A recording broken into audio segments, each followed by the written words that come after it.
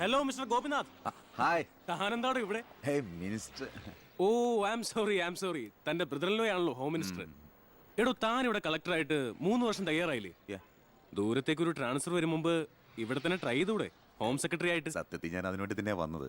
പക്ഷെ അളിയനകത്ത് ഭയങ്കര തിരക്ക്. Anyway okay then, best of luck. Thank you.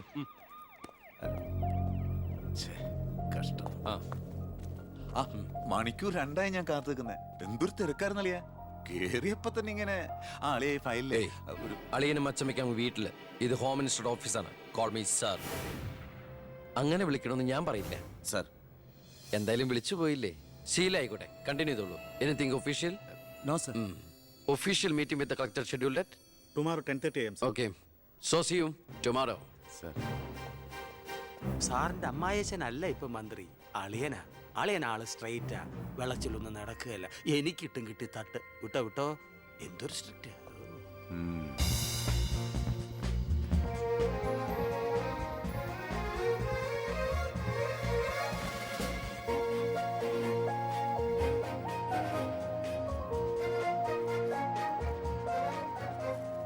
Welcome to police conference. Please come sir.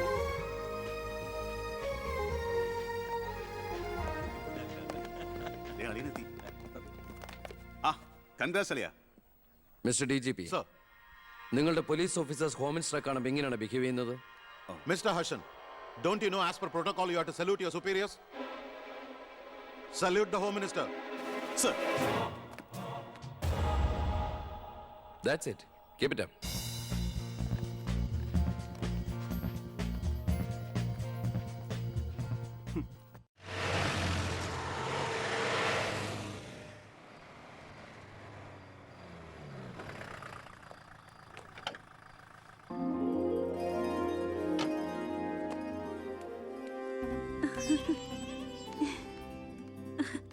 ഏട്ടാ.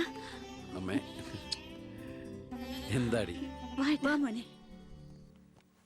ഇരിക്കെ. ബഹുമാനൊക്കെ ഓഫീസിൽ മതി. ആര് ബഹുമാനിക്കുന്നു നിന്നെ? ഓ, ഒരു മന്ത്രി. ഞങ്ങൾ കുറെ മന്ത്രിമാരെ ചെറുപ്പം മുതൽ കണ്ടിട്ടുള്ളതാ. അച്ഛൻ മന്ത്രിയായിരുന്നപ്പോ വീട്ടു സാധനങ്ങൾ വാങ്ങുന്ന തൊട്ട് അടുക്കളപ്പണി വരെ ചെയ്യിച്ചിട്ടുണ്ട് നിന്റെ ഈ പോലീസുകാരെ കൊണ്ട്. അല്ല പെങ്ങളെ, അച്ഛനെ ഇങ്ങനെ വഴക്ക് പറയാനായിട്ട് എന്താ ഇവിടെ ഇപ്പൊ ഉണ്ടായേ? അച്ഛൻ ഇപ്പൊ മന്ത്രിയല്ലെന്നും പറഞ്ഞ് അച്ഛന്റെ മെക്കിട്ട് കയറിയണ്ടല്ലോ. ഒരു മകൻ എന്നല്ലേ ഞാൻ സഹിക്കില്ല കേട്ടോ. ഞാൻ നിന്നോടാ പറഞ്ഞത്. നിന്റെ 5-6 പോലീസുകാരെ ചോദിച്ചപ്പോ നീ പവിയനെ അപമാനിച്ചില്ലേ? ഓ, റൂട്ട് അങ്ങോട്ടാണോ? എന്നാ നീ ഒന്നോർത്തോ, തുമ്മിയാ തെറിക്കുന്ന മൂക്ക നിന്റെ ഈ മന്ത്രിക്കുപ്പായം. പക്ഷെ പവിയേട്ടൻ എന്നും കാണും ഈ IPS പദവി. എന്റെ പെങ്ങളെ, ഏത് കൊമ്പത്ത് IPS കാരനായാലും ഒരു മന്ത്രിയെ കണ്ടാ ദാ ഇങ്ങനെ നിക്കണം. അതാണ് കുഴപ്പം. സംശയം ഉണ്ടെങ്കിൽ ASP ളിനോട് ചോദിച്ചോക്ക്. എന്റെ പവിയളിയാ, പെങ്ങൾക്ക് ഈയിടെയായിട്ട് പൊതുവിജ്ഞാനം വളരെ വളരെ കുറവായിട്ട് വന്നോ? എവിടെയായിരുന്നു? ഞാൻ നിന്നോട് 2 ചോദിക്കണമെന്ന് വിചാരിച്ചിരിക്കായിരുന്നു. എന്റെ ഭർത്താവ് നിന്നെ സാറേന്ന് വിളിക്കണം അല്ലേടാ? അയ്യയ്യേ, എന്താ അളിയന്മാരൊക്കെ ഇങ്ങനെ കൊച്ചുകുട്ടികളെ പോലെ ചീപ്പാവണേ? ഇതൊക്കെ വീട്ടിൽ വന്ന ഭാര്യമാരോട് പറഞ്ഞ അതിന്റെ മോശം നിങ്ങൾക്കല്ലേ അളിയന്മാരെ? എന്താ ASP ളിയാ? ഞാനൊന്നും പറഞ്ഞിട്ടില്ല. അശ്ശോ, ഇപ്പൊ തന്നെ ഇവിടെ എല്ലാരും മനസ്സിലാക്കില്ല അവിടെയും എന്തൊരു കഥയുണ്ടെന്ന്. അല്ല, എന്റെ പെങ്ങന്മാരാണോ അളിയന്മാരാണോ ഇവിടെ പെണ്ണുങ്ങള്?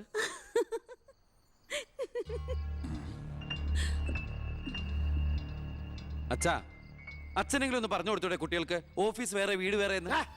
എന്നെ മന്ത്രി കസേരയിൽ എഴുതിപ്പിച്ചു വിട്ടത് എന്നോട് മിണ്ടാൻ വരണ്ട. ഞാനല്ലോ എഴുന്നേപ്പിച്ചു വിട്ടത്, ജനങ്ങളല്ലേ.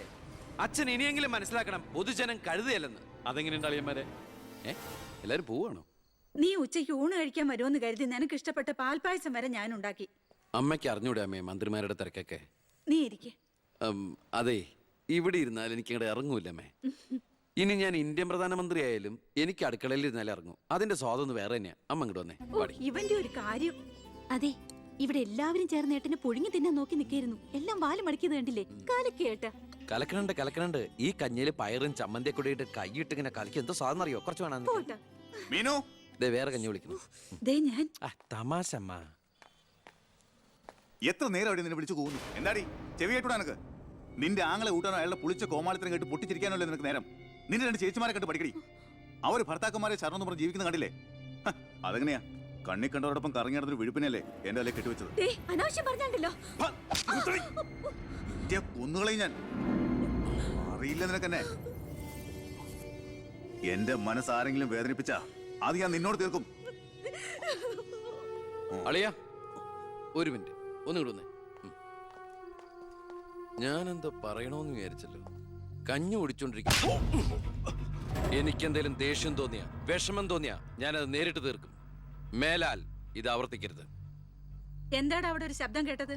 വിഷു ഒക്കെ ആവാറായില്ല അമ്മ. ഞങ്ങൾ വെറുതെ പടക്കം പൊട്ടിച്ച് കളിച്ചാ. ഗുഡ് നൈറ്റ് അളിയാ. അമ്മ ചെന്ന് കഞ്ഞു കുടിക്കേ.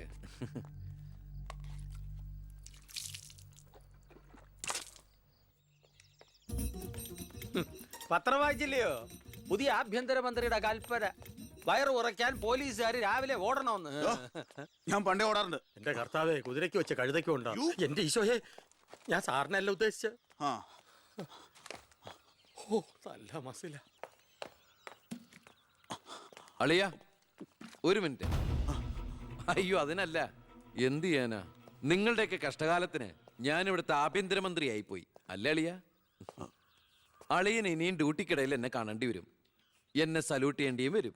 തെറ്റ് കണ്ട ഞാൻ എന്തെങ്കിലും പറയുകയും ചെയ്യും. ആ അരിശം മുഴുവൻ അളിയ വന്ന് പെങ്ങളെടുത്ത് തീർക്കും. അത് കണ്ട ഞാൻ തിരിച്ചടിക്കും. അങ്ങനെ അടിയും തിരിച്ചടിയൊക്കെ ആയിട്ട് പോണ്ടതാണോ അളിയ നമ്മുടെ ഈ മാതൃകാ കുടുംബം? ഒന്നുമില്ലെങ്കിലും നമ്മൾ അളിയനും അല്ലേ അളിയ? അതുകൊണ്ട് ഞാൻ ഇരുത്തി ചിന്തിച്ചൊരു തീരുമാനം എടുത്തു. സെൻട്രൽ ഹോം ഡിപ്പാർട്ട്മെന്റിലേക്ക് അളിയനൊരു ട്രാൻസ്ഫർ ഓൺ ഡെപ്യൂട്ടേഷൻ. ദാ ഓർഡർ. നാളെ തന്നെ ജോയിൻ ചെയ്യണം. All the best. എങ്ങോട്ട്? ബീഹാറിലേക്ക്. ബീഹാറിലേക്കോ? ബീഹാർ ബെസ്റ്റ് സ്ഥലമാണ് അളിയ. നോ, എനിക്ക് പറ്റില്ല. നിനക്കെന്നെ ശരിക്കും അറിയില്ല. എന്താ അളിയ ഇങ്ങനെ ചില തെണ്ടി പിള്ളേരെ പോലെ? ഇത് ഗവൺമെന്റ് ഓർഡർ അല്ലേ? അത് ഹോം മിനിസ്റ്റർ നേരിട്ട് തരുന്നത്. അനുസരിച്ചേ പറ്റൂ. എന്താ ഇവിടെ? ASP അളിയനെ മന്ത്രി അളിയൻ ബീഹാറിലോട്ട് തട്ടി. മന്ത്രിയുടെ ഭരണപരിഷ്കാരങ്ങൾ കുടുംബത്തും. ബീഹാറിലേക്കോ? ബീഹാർ ബെസ്റ്റ് സ്ഥലമാണമ്മേ. അല്ല, ഈ ബീഹാർ എന്ന് പറയുമ്പോ എടി ബീഹാർ ഗംഭീര സ്ഥല. നീ വിഷമിക്കണ്ട, നീ പതുക്കെ പോയാ മതി. പേടിക്കാനൊന്നുമില്ല സാറേ. അവിടെ ചെന്ന് ലല്ലു പ്രസാദുമായി ഒരു ടൈപ്പ് ഉണ്ടാക്കിയാൽ കുശാലല്ലേ കുശാൽ. അയ്യോ ചേടാ, കുടുംബത്തൊരു മന്ത്രി ഉണ്ടായാൽ അതുകൊണ്ട് ഗുണം ഉണ്ടാകേണ്ടത് കുടുംബക്കാർ. ഇതിപ്പോ അളിയന് വേണോ ഗുണം? അളിയന് ഈ ചിറാപ്പുഞ്ചി എങ്ങനെയാ? ചിറാപ്പുഞ്ചി? ആ ചിറാപ്പുഞ്ചി ബെസ്റ്റ് സ്ഥലമാണ് അളിയ. അവിടെ IAS കാർക്ക് എന്താ ഡിമാൻഡ് എന്നറിയോ? നമുക്കൊരു കൈ നോക്കിയാലോ? നീ ബ്രേക്ക്ഫാസ്റ്റ് അമ്മ പേടിച്ചു പോയോ? നമുക്ക് അച്ഛനെ നാഗാലാൻഡിലേക്ക് തട്ടിയാലോ? പോടാ അവിടുന്ന്. ഏ?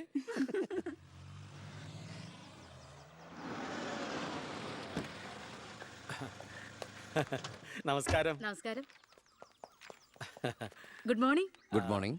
മനസ്സിലായില്ലേ? മേഴ്സി വർഗീസ്, ഇവിടുത്തെ ഫേമസ് പബ്ലിക് പ്രോസ്റ്റിറ്റ്യൂട്ടാ. പഴയ ജോലിയൊക്കെ നിർത്തി ഇപ്പൊ അച്ഛന്റെ കേസ് മാത്രമേ എടുക്കൂ. കൂടെ കയറിയങ്ങ് പോ. വൃത്തിയിട്ടവനെ, താനാ പറഞ്ഞതിന്റെ അർത്ഥം എനിക്കറിയോ? വേശ്യെന്നാ. മാഡം മാഡം മാഡം അറിയാതെ നാ ഒന്ന് പിഴച്ചു പോയതാണ്. മാഡം എന്റെ സ്വന്തം അമ്മയെ പോലെയാണ്, അല്ല, സ്വന്തം ഭാര്യയെ പോലെയാണ്, പെങ്ങളെ പോലെയാണെന്നാണ് ഞാൻ ഉദ്ദേശിച്ചത്. എന്താ ഇവിടെ ബഹളം? കയ്യും കബളും കൂടെ കൂട്ടിമുട്ടിയതാ. ഓ, ഈ കള്ളനായിരുന്നോ? ഞാൻ കള്ളനല്ല, കള്ളന് കഞ്ഞി വെച്ചു. സെക്യൂരിറ്റി, തൂക്കിയെടുത്ത് പുറത്താക്കണോ ഇവനെ? ഞാൻ ഉദ്ദേശിച്ചത് ഇയാളൊന്നും ഉദ്ദേശിക്കണ്ട. മേലിൽ മുറ്റത്ത് കാലി കുത്തിപ്പോരുത്. ഞാൻ ഈ കാല് എന്റെ ഉദ്ദേശങ്ങളൊന്നും പഴയതുപോലെ ഫലിക്കുന്നില്ലല്ലോ. തെളിവുകളും സാക്ഷിമൊഴികളും അനുകൂലമാണെങ്കിൽ പിന്നെ ഒന്നും പേടിക്കാനില്ല. സെൽഫോൺ ഒരു പ്രധാനപ്പെട്ട തെളിവല്ല. അതിലേക്ക് ആർക്ക് വേണമെങ്കിലും വിളിക്കാം, തിരിച്ചും വിളിക്കാം. പക്ഷേ ശാരിയുടെ സാക്ഷിമൊഴി പ്രധാനമാണ്. അതിലൂടെ മാത്രമേ വെട്ടൂർ ശിവനും ഈ കൊലയും തമ്മിലുള്ള ബന്ധം വാദിഭാഗത്തിന് തെളിയിക്കാൻ പറ്റൂ. ഈ വെട്ടൂർ ശിവൻ നിരപരാധിയാണെങ്കിൽ അച്ഛനും നിരപരാധിയാണ് അല്ലേ മാഡം? അതെ. അപ്പോ എങ്ങനെയും ശാരിയുടെ മൊഴി നമുക്ക് അനുകൂലമാക്കണം. അച്ഛൻ ആ കുട്ടിയോടൊന്ന് സംസാരിച്ചാ? ഓ, ഇവിടുത്തെ പഴയ ബാല്യക്കാരുടെ മോളാ അവള്. ഇനി ഞാൻ അവളെ കാല് പിടിക്കണമെന്ന് പറഞ്ഞാ? അച്ഛാ, ഇപ്പൊ ആവശ്യം നമ്മുടെതാ. അവൾ അനുസരിക്കും. അതിനുള്ള തന്ത്രങ്ങളൊക്കെ അച്ഛൻ അറിഞ്ഞൂടെ?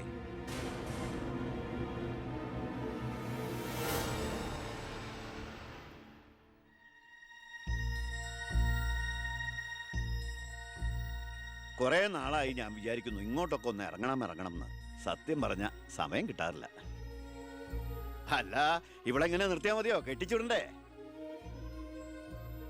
അതിന് കല്യാണ ചെലവൊക്കെ ഞാൻ ഏറ്റവും പറ്റിയ പയ്യനെയും കണ്ടെത്താം. നമുക്കിത് ഗംഭീരമാക്കണം, ഒരു ഉത്സവം പോലെ. ഗോപാലപിള്ള സാറിനെ എനിക്ക് മറക്കാൻ പറ്റുമോ? എന്നെ രാഷ്ട്രീയത്തിലേക്ക് കൈപിടിച്ച് കയറ്റിയ രാഷ്ട്രീയ ഗുരുവാണ് നിന്റെ മുത്തച്ഛൻ. മരിക്കാൻ കിടക്കുമ്പോ ഞാൻ അദ്ദേഹത്തിന് കൊടുത്ത വാക്കാ, ഈ കുടുംബം അനാഥാകില്ലെന്ന്. എന്നാ ഞാൻ ഇറങ്ങട്ടെ. ഞാനെന്തോ മറന്നല്ലോ. മോളെ, പിന്നെ മോൾക്കറിയാമല്ലോ, നിരപരാധിയായ എന്നെ ഒരു കേസിൽപ്പെടുത്തിയ വിവരം. ആ പ്രതിക്കെതിരെയുള്ള മോളുടെ മൊഴി അതൊന്നും മാറ്റി പറയണം. ഞാൻ സത്യം പറയൂ. എന്റെ മുന്നിൽ വെച്ച് നടന്ന കൊലപാതകത്തിന് കൂട്ടുനിൽക്കാൻ എന്നെ കിട്ടില്ല. തെറ്റ് ചെയ്തവരാരായാലും അവർ ശിക്ഷിക്കപ്പെടണം. കുറെ കാലം എന്റെ വീട്ടിൽ നിന്നല്ലേ തള്ളയും മോളും. ഉണ്ട ചോറിന് നന്ദി കാണിക്കാൻ പറ ദേവകിയമ്മ മോളോട്. അമ്മ പറയില്ല. സാറ് പണ്ട് നന്ദി സൂചകമായി എന്റെ മുത്തശ്ശന് കൊടുത്ത വാക്ക് വിധവയായ എന്റെ അമ്മയെ അടിച്ചു തളിക്കാരിയാക്കാമെന്നല്ല, നല്ലൊരു ജോലി വാങ്ങിക്കൊടുത്ത് സ്വന്തം പെങ്ങളെ പോലെ സംരക്ഷിക്കാമെന്നായിരുന്നു. സാറിന്റെ വീട്ടിലെ കരിയും പുകയും കൊണ്ട് എല്ലും മുറിയെ പണിയെടുത്തിട്ട് തന്നെയാ എന്റെ അമ്മ എന്നെ വളർത്തിയത്. ഒരു ബാല്യക്കാരിയുടെ കൂലിക്കണക്ക് പറഞ്ഞാ കുറെ കാശ് ഇങ്ങോട്ട് തരാനുണ്ടാവും. ഞാഞ്ഞൂളിനും പത്തി കൊള്ളാം. നീയൊക്കെ മാനം മര്യാദയായിട്ട് ജീവിക്കുന്ന എനിക്കൊന്ന് കാണണം.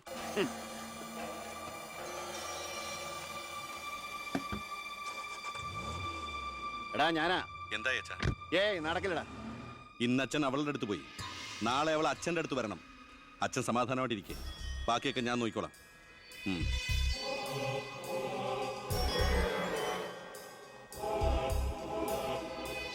ഞാനാ, പേര് ശാരിക, കോട്ടപ്പുറം സ്കൂളിലെ ടീച്ചറാ.